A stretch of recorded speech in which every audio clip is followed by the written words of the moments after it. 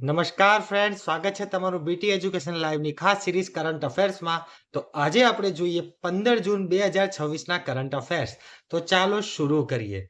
તો સૌથી પહેલો ક્વેશ્ચન છે મિત્રો કે કઈ પહેલના 12 વર્ષ પૂર્ણ થયા જે વૈશ્વિક કૌશલ્ય નેતા તરીકે ઉભરી રહ્યું છે. તો તમારા ઓપ્શન છે startup India, Jio India, BharatNet કે સ્કિલ ઇન્ડિયા. તો આનો સાચો જવાબ છે મિત્રો સ્કિલ ઇન્ડિયા.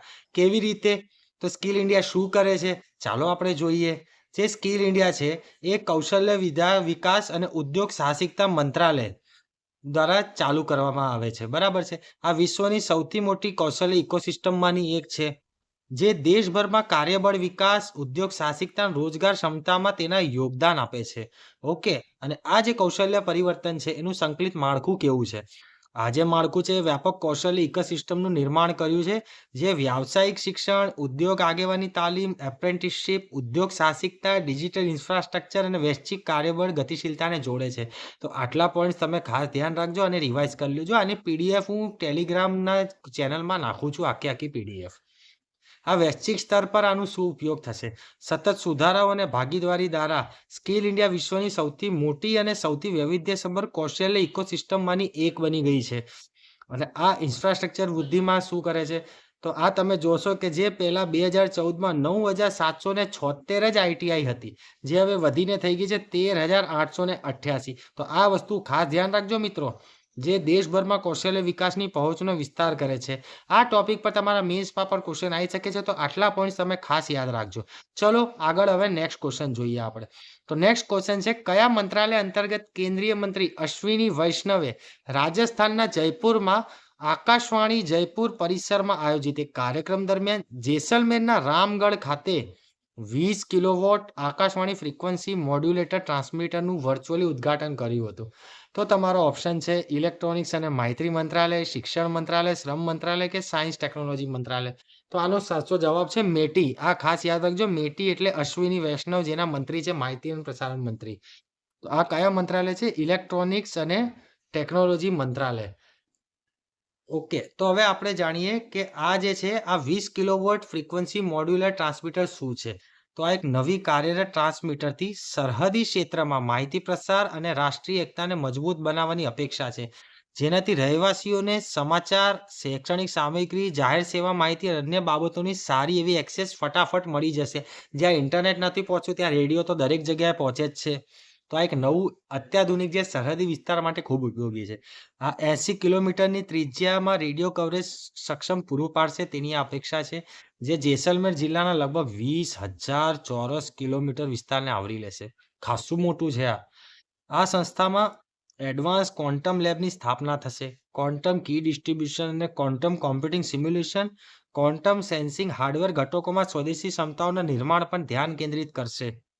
વિદ્યાર્થીઓને સોફ્ટવેર અને હાર્ડવેર ટેકનોલોજી બંનેમાં પ્રાયોગિક વ્યવહારુ તાલીમની તકો પૂરી પાડવા માટે વિકસાવવામાં આવશે.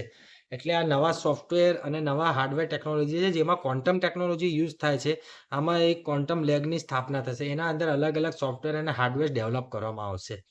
ચલો આગળ આપણે વધીએ. તો નવો ક્વેશ્ચન છે ભારતીય અવકાશ સંશોધન સંસ્થા એટલે કે ઇસરો, ઇન્ડિયન સ્પેસ રિસર્ચ ઓર્ગેનાઇઝેશનની વાણિજ્યિક સંસ્થા, એક કોમર્શિયલ ઓર્ગેનાઇઝેશન છે, શાખા છે, ડિપાર્ટમેન્ટ છે. આ Indian national space promotion and authorisation એટલે કે ઇન્સ્પેસ, તેમની ટેકનોલોજી એડોપ્ટેશન ફંડ એટલે કે પોતાની ટેકનોલોજી એ પ્રાઇવેટ સાથે સાझा કરશે, એટલે કે ભાગીદારી કરશે. આ યોજના હેઠળ ભંડોળ માટે ભારતીય બિન સંસ્કારી સંસ્થા એટલે નોન ગવર્મેન્ટ એન્ટરપ્રિન્યોર્સ ના પ્રથમ સમૂહ તરીકે કેટલા ભારતીય અવકાશ સ્ટાર્ટઅપની સ્થાપના કરવામાં છે? બહુ સરસ સવાલ છે. આ આવશે જ નેક્સ્ટ પરીક્ષામાં, તમે જોઈ લેજો. કેટલા? 2, 6, 3 કે બધા જ વિદેશી હતા? આ એક ટ્રિકી ક્વેશ્ચન થઈ શકે છે.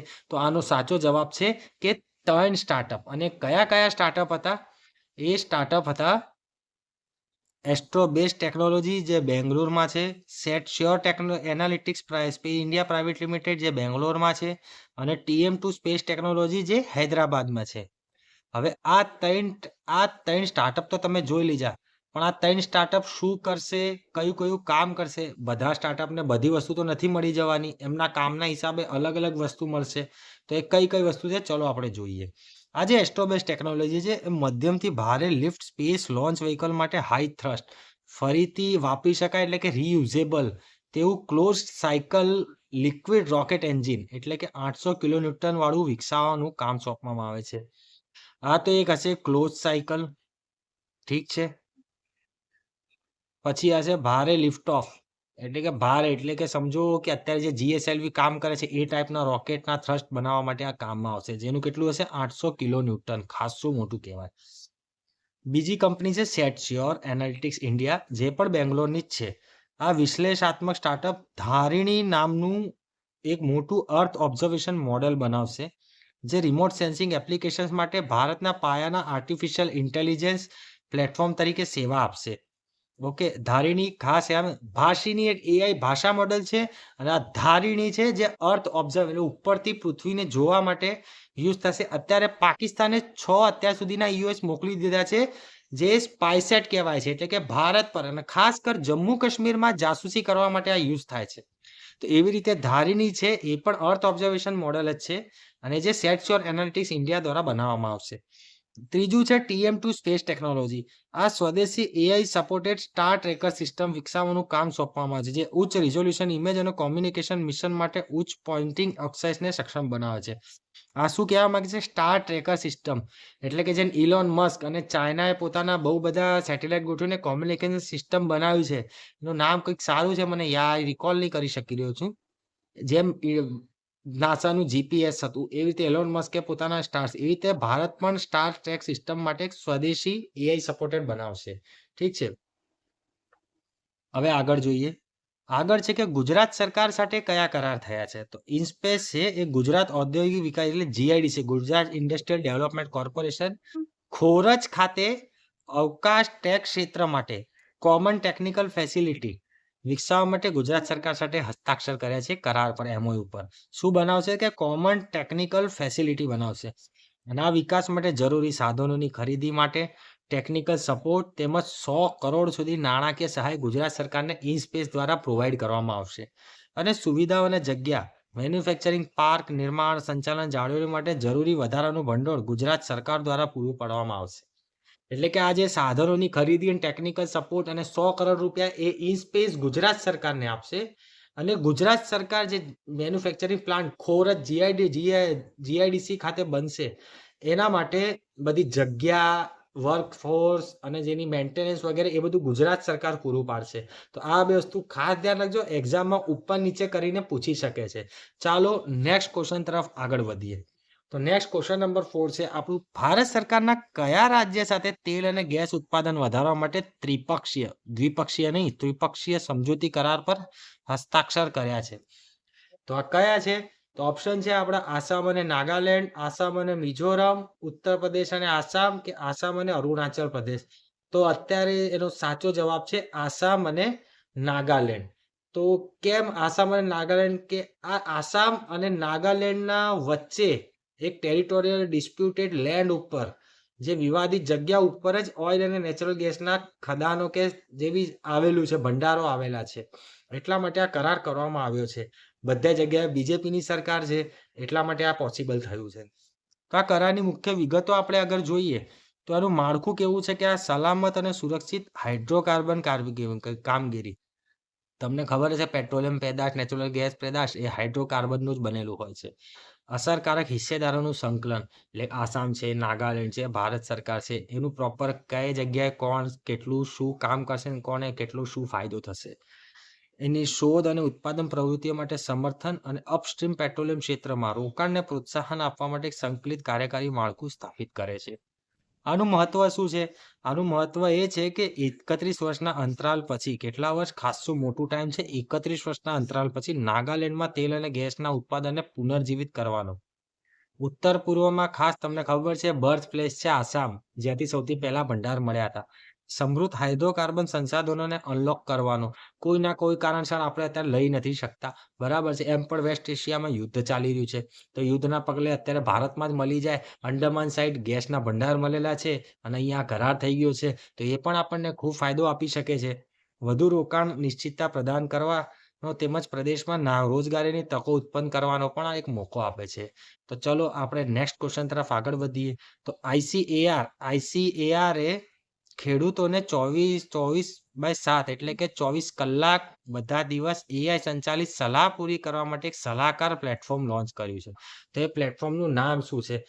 કિસાન અન્નદાતા, તેલબીજ કિસાન મિત્ર, કિસાન એઆઈ મિત્ર, કૃષિ મિત્ર.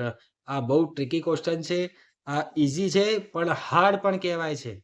તો આનો સાચો જવાબ છે મિત્રો કે તેલબીજ કિસાન મિત્ર.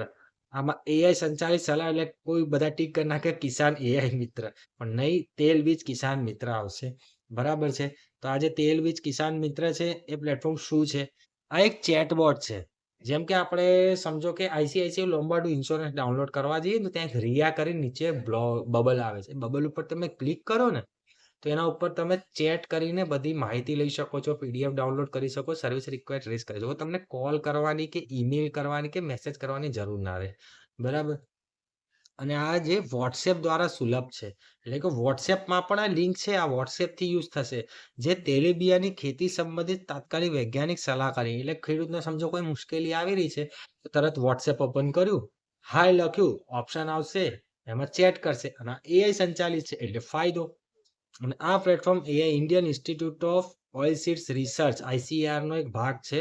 હૈદરાબાદ, તેલંગાણા દ્વારા વિકસાવવામાં આવ્યું છે. આની સુલભતા શું છે કે ખેડૂતોને કોઈ પણ વધારાની એપ્લિકેશન ડાઉનલોડ કરવા વિના સીધા મોબાઈલ ફોન પર નિષ્ણાત માર્ગદર્શન પ્રાપ્ત કરવા માટે સક્ષમ બનાવે છે. કોઈ એપ્લિકેશન નથી ડાઉનલોડ કરવાની, કોઈ મેલ નથી કરવાનો કે ના હી કોઈ વેબસાઇટ યુઝ કરવાની છે. સીધું ડાયરેક્ટ વોટ્સએપ ઓપન કર્યું, હાય લખ્યું એટલે તમારી સેવા તમારી સામે, એઆઈ તમારી સેવામાં. તેલીબિયા કિસાન મિત્ર બહુવિધ ભારતીય ભાષાઓને સપોર્ટ કરે છે. ખાલી એક જ અંગ્રેજી કે હિન્દી નહીં, બહુ બધી ભાષાઓને સપોર્ટ કરે છે. મગફળી, સરસો, તલ, સૂર્યમુખી, સોયાબીન અને નાઇજર જેવા મુખ્ય તેલીબિયા પાક માટે સલાહકારી સેવા પ્રદાન કરે છે. તો આ ખૂબ ઇમ્પોર્ટન્ટ ટોપિક છે મેન્સ માટે પણ અને પ્રિલિમ્સ માટે પણ, તો ખાસ ધ્યાન રાખજો. ક્વેશ્ચન નંબર 6 છે, વિશ્વ બેંકે નાણાકીય વર્ષ 2027 માટે ભારતના જીડીપી અનુમાનને કેટલા ટકા વધાર્યું છે? તો કેટલા ટકા વધાર્યું છે? 6.9, 5.8, 6.6 કે 7.5%. તો આનો સાચો જવાબ છે 6.6% આને વધાર્યું છે. બરાબર છે. હવે નેક્સ્ટ ક્વેશ્ચન આપણે જોઈએ. આ વન લાઇનર ટાઈપ જ હતું, આમાં કોઈ એક્સપ્લેનેશન છે નહીં. તાજેતરમાં કોણ વિશ્વના પ્રથમ ટ્રિલિયનર બન્યા છે? તો એ છે એલોન મસ્ક બન્યા છે. કોણ બન્યા છે? એલોન મસ્ક બન્યા છે. પહેલા એમની 880 બિલિયન આસપાસ હતી, પણ અત્યારે એમની કંપની સ્પેસ એક્સનો જે આઈપીઓ લોન્ચ થયો છે, એ આઈપીઓ લોન્ચ થવાના કારણે ખૂબ જ ફાયદાકારક રહ્યો છે અને એમની સંપત્તિ એટલીસ્ટ કાગળો ઉપર તો એમની સંપત્તિ 1000 બિલિયનને પાર કરી ગઈ છે. હવે આમાં ખાસ તમે યાદ રાખજો, 1 ટ્રિલિયન, 1 ટ્રિલિયન એટલે 100 બિલિયન નહીં થતા, 100 બિલિયન નહીં, પણ આમાં આવશે 1000 બિલિયન થશે. કેટલા? 1000 બિલિયન આનો જવાબ આવશે. ઓકે, ચલો ધ્યાન રાખજો આ વસ્તુ. ચલો નેક્સ્ટ ક્વેશ્ચન તરફ આગળ વધીએ. તાજેતરમાં રિઝર્વ બેંક અને ભારતીય સ્ટેટ બેંક સેન્ટ્રલ બોર્ડમાં બિનકાર્યકારી નિર્દેશક તરીકે કોની નિયુક્તિ કરવામાં આવી છે? આનો ઓપ્શન તમને આપી દીધા છે, વિજય ચૌહાણ, વિકાસ સહાય, સંજય લોહિયા કે વિલાસરાવ પાસવારી. તો આનો સાચો જવાબ છે સંજય લોહિયા. વિકાસ સહાય ના કરતા, વિકાસ સહાય તો એક આઈપીએસ હતા. વિજય ચૌહાણ ખબર નહીં કોણ હતા. હવે નેક્સ્ટ ક્વેશ્ચન તરફ આગળ વધીએ. નેક્સ્ટ ક્વેશ્ચન છે કે એરબસ એસી એ ગુજરાતના કયા શહેરમાં ફાઇનલ એસેમ્બલી લાઇન થી ભારતના પ્રથમ સ્થાનિક રીતે ઉત્પાદિત એરબસ C295 2-3 દિવસ પહેલા થયું છે?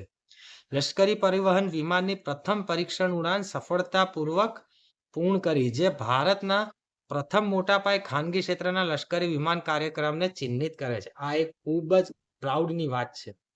આ કયું શહેર હતું? બધાને ખ્યાલ જ હશે, વડોદરા. કયું શહેર? વડોદરા. હવે આ પ્રોગ્રામ વિશે થોડું આગળ આપણે જાણીએ કે શું હતું પ્રોગ્રામ. આ પ્રોગ્રામનો ઉદ્દેશ હતો કે જૂના થઈ રહેલા એવરો 748 અને એન્ટોનો 32, જે પહેલા યુક્રેન કાં તો રશિયા, આ સોવિયત સંઘના સમયનું હતું. એન્ટોનો AN-32 અને એવરો 748 ને યુઝ કરે છે ભારત સરકાર અત્યાર સુધી. બરાબર. એમને દૂર કરી સ્વદેશી અત્યારે નવા પ્લેન બનાવીને પોતે યુઝ કરવાના, આત્મનિર્ભર ભારત અને મેક ઇન ઇન્ડિયા ઇનિશિયેટિવ હેઠળ. આ માનવતાવાદી મિશન લશ્કરી બહુવિધ લશ્કરી માનવતાવાદી મિશનને ટેકો આપે છે. ભાગીદારી આમાં project Airbus defence and space અને TASL એટલે કે Tata aircraft complex final assembly line દ્વારા ચલાવવામાં આવી રહી છે. આ ક્યાં આવે છે? વડોદરા ખાતે. તમને ખબર જ થઈ ગઈ છે. અને આનું ઉદ્ઘાટન જે 28 ઓક્ટોબર 2024 ના રોજ વડાપ્રધાન દ્વારા નરેન્દ્ર મોદી અને સ્પેનિશ પીએમ પેડ્રો સાન્ચેઝ દ્વારા કરવામાં આવ્યું છે. અત્યારે એક્ઝામમાં આવી રીતે બહુ પૂછી રહ્યા છે. સીસી ગ્રુપ બી માં થાઈલેન્ડના પીએમ નું પૂછી લીધું હતું કે શું નામ છે. અત્યારે યાદ રાખજો કે જે કરંટ અફેર્સમાં કોઈ દેશ હોય તો એના પીએમ અને રાષ્ટ્રપતિ હોય તો રાષ્ટ્રપતિનું ખાસ નામ તમે યાદ રાખજો. પીએમ પેડ્રો સાન્ચેઝ દ્વારા કરવામાં આવ્યું હતું. ઓકે, નેક્સ્ટ ક્વેશ્ચન છે, તાજેતરમાં એશિયન ગેમ્સના ભૂતપૂર્વ સુવર્ણ ચંદ્રક વિજેતાનું અવસાન થયું છે. એમનું નામ શું છે? એમનું નામ છે જસપાલ રાણા. બરાબર. અને આ શૂટિંગ, પિસ્ટલ શૂટિંગ વગેરે રિલેટેડ હતા. શેમાં હતા? શૂટિંગ રિલેટેડ હતા. ઓકે, હવે આગળ વધીએ. Question number 11. ક્વેશ્ચન નંબર 11 છે કે 13 જૂને આંતરરાષ્ટ્રીય આલ્બિનિઝમ જાગૃતિ દિવસ એની યોજવાયો હતો. એક ચામડીનો રોગ છે. બરાબર છે. તો એની થીમ શું હતી?